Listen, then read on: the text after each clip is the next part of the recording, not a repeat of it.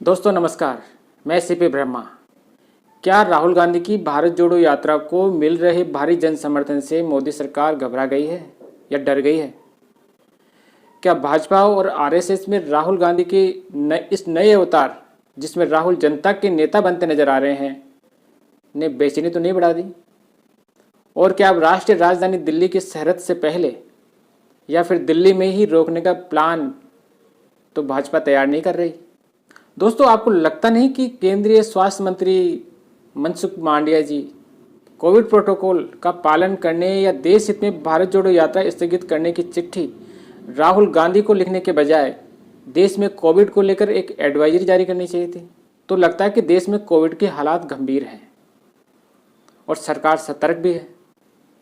लेकिन दोस्तों, ऐसा हुआ नहीं और राहुल गांधी को चिट्ठी लिख दी।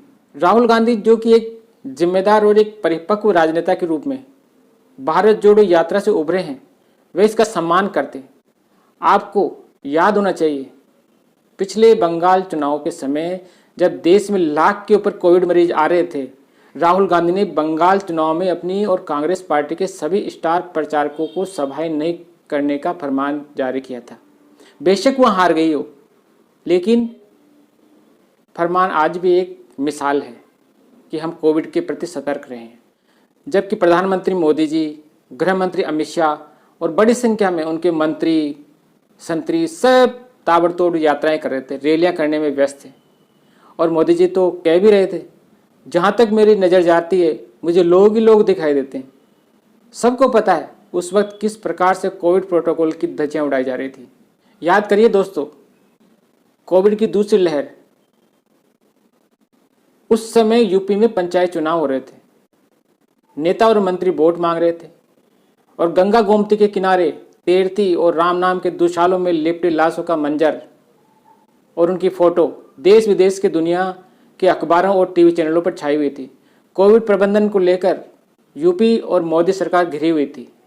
और दोस्तों, ये भी याद कीजिए कि बंगाल चुनाव से पहले बिहार विधानसभा के चुनाव में भी मोदी जी कोविड के प्रोटोकॉल का पालन करने के बजाय बिहार जीतने की जद्दोजहद में लगे हुए थे और बड़ी बड़ी सभाएं कर रहे थे, बड़ी बड़ी रैलियां करने में व्यस्त थे।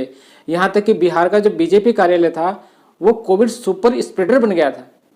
कई नेता और कार्यकर्ता कोविड की चपेट में आ गए थे और कुछ समय के लिए तो बीजेपी कार्यालय को बंद करना पड़ा था और सारी गतिविधियों को अन्य स्थान से संचालित किया जा रहा था। सैनिटाइज करवाने के बाद फिर उसको उपयोग में लिया गया।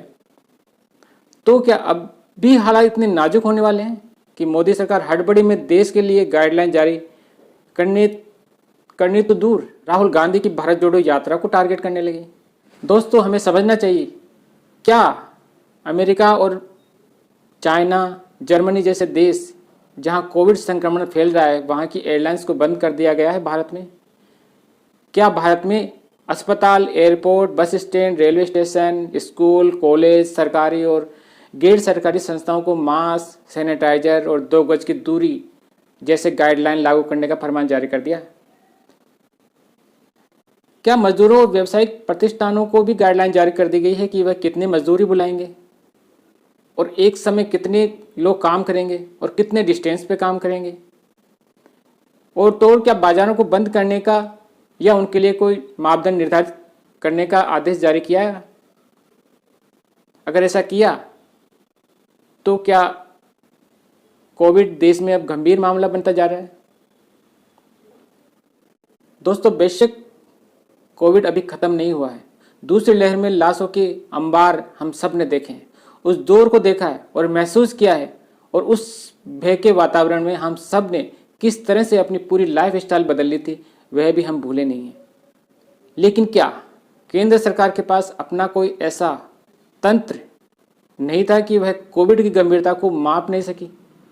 क्योंकि देश समझ नहीं पा रहा है कि राजस्थान के 3 सांसदों ने जब स्वास्थ्य मंत्रालय को कोविड के संदर्भ में चिट्ठी लिखी, तब ही क्यों पता चला भारत सरकार को? और अगर पता चल भी गया तो फिर चिट्ठी राहुल गांधी को ही क्यों लिखी? कोविड की गंभीरता से देश की जनता को क्यों नहीं अवगत करवाया गया? उनके लिए एडवाइजरी पहले क्यों नहीं जारी की गई? चिट्ठी के बजाय मोदी सरकार को पहले कोविड पर उच्च स्तरीय बैठक करनी चाहिए थी, वो क्यों नहीं की गई? बाद में की गई। स्वास्थ्य मंत्रालय को अपने अधीन अनुसंधान केंद्रों से इस बारे में रिपोर्ट लेनी चाहिए थी कि इसकी गंभीरता है, जो कोविड की इस समय की क्या गंभीरता है। लेकिन इससे पहले देश को इससे भी अवगत करवाना पड़ेगा कि देश में पिछले 6 महीनों में BF.7 ओमिक्रॉन वेरिएंट के 3 केस गुजरात में और 1 ओडिशा में जुलाई, सितंबर और नवंबर में ही मिल गया था। तब गुजरात में मोदी जी और अमित शाह के साथ देश की पूरी केंद्रीय कैबिनेट ब्रांड मोदी को ऐतिहासिक जीत दिलाने के लिए रैलियों पर रैलियां कर रही थी। 50 किलोमीटर तक का लंबा रोड शो तो मोदी जी ने खुद बिना मास्क ही कर लिया। लेकिन एक बात और गौर करने वाली है दोस्तों, क्या राजस्थान के जिन 3 सांसदों ने कोविड की गंभीरता को भांपकर केंद्र सरकार को चिट्ठी लिखी, क्या वह स्वास्थ्य क्षेत्र के विशेषज्ञ हैं? क्योंकि आपको याद रखना चाहिए, कोविड की दूसरी लहर के आने से पहले राहुल गांधी ने सांसद की हैसियत से केंद्र सरकार को आगाह किया था, चेताया था कोविड की दूसरी लहर सुनामी साबित होगी। लेकिन मोदी सरकार और सरकार प्रेस मीडिया ने राहुल गांधी का उपहास मजाक उड़ाया था। और उस समय आपने देखा होगा दोस्तों, अमेरिका के राष्ट्रपति के साथ अहमदाबाद में मोदी जी नमस्ते ट्रम्प कर रहे थे।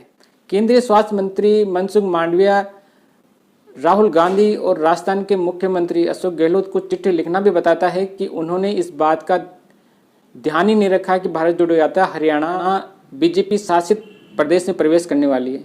यह चिट्ठी केंद्रीय स्वास्थ्य मंत्री को, हरियाणा सरकार को यानी खट्टर सरकार को लिखनी चाहिए थी।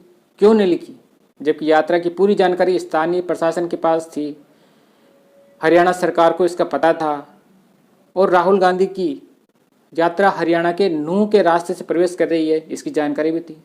इसको क्या समझा जाए दोस्तों, क्या केंद्र सरकार अपनी खट्टर सरकार को इस झमेले से दूर रखना चाहती थी?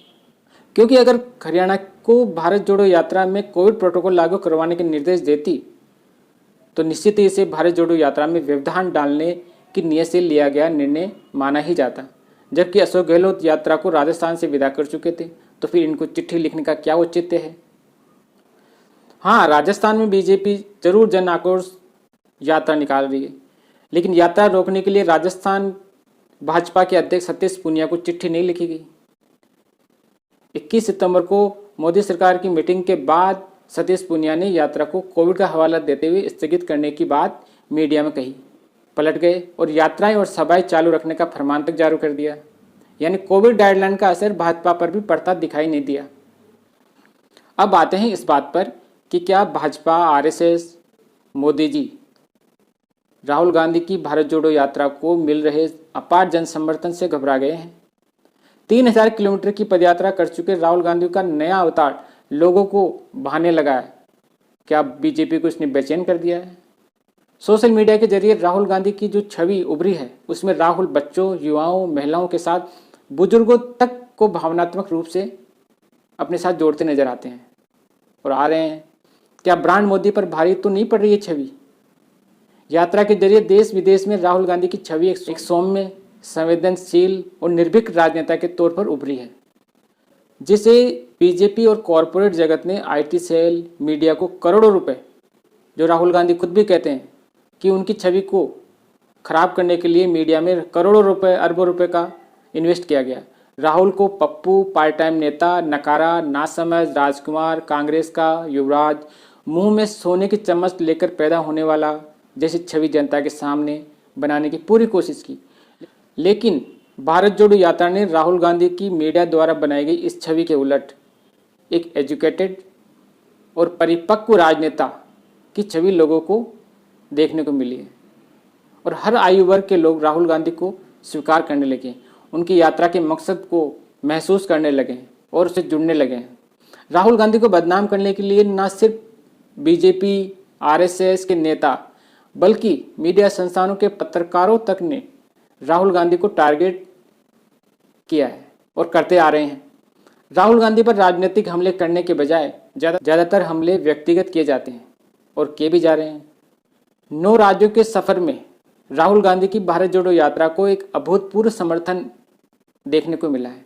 दक्षिण में अगर कर्नाटक को छोड़ दिया जाए तो भाजपा के लिए वहां भी खोने को कुछ नहीं है, परंतु जैसे ही यात्रा ने महाराष्ट्र में प्रवेश किया और जिस तरह से नांदेड़ में उसका भव्य स्वागत हुआ, लाखों की भीड़ उमड़ पड़ी, तब भाजपा की राजनीति में बेचैनी छाने लगी और यात्रा को बदनाम करने के लिए गिद्ध आंखों से नजर रखी जाने लगी। दोस्तों, गिद्ध तो जानते होंगे आप, महाराष्ट्र से मध्य प्रदेश और मध्य प्रदेश से राजस्थान में जिस तरह का जन सैलाब भारत जोड़ो यात्रा में उमड़ा, इससे भाजपा नेताओं की होश उड़ा दी।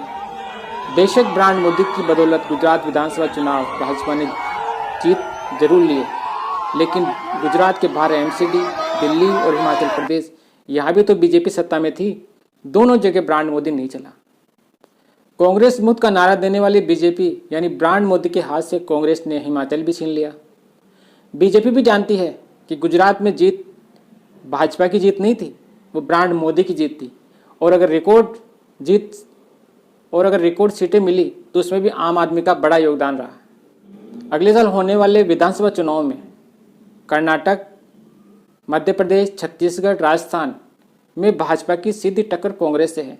और अगर छत्तीसगढ़ को छोड़ दिया जाए, जो कि यात्रा रूट में शामिल नहीं था, भारत जोड़ो यात्रा को इन राज्यों में जिस तरह का जन समर्थन मिला, वह भाजपा के लिए विधानसभा चुनाव के साथ 2024 में होने वाले लोकसभा चुनाव में मोदी जी को तीसरी बार सत्तासीन होने पर प्रश्न चिन्ह लगाती है नजर आती है।